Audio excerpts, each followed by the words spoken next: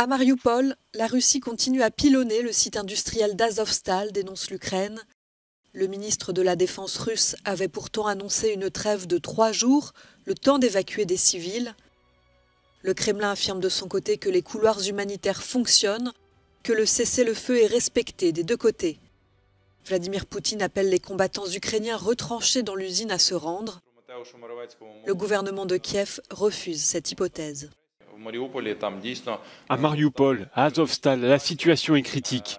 Les troupes russes bombardent Azovstal et tentent continuellement d'attaquer. Hier et durant la nuit, il y a eu des tentatives de la part des Russes pour entrer dans le complexe.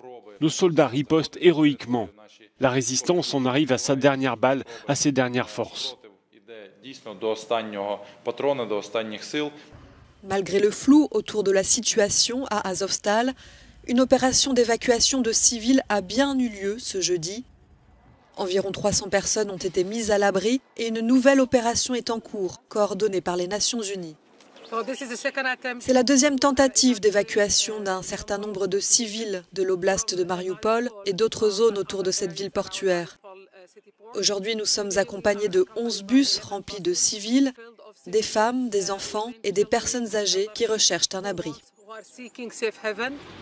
Dans la ville complètement dévastée et occupée par les Russes, des opérations de déblaiement, de restauration et de nettoyage ont commencé. La ville doit être présentable à l'approche du 9 mai, le jour de la victoire. Moscou célèbre la victoire soviétique de 1945 contre le nazisme.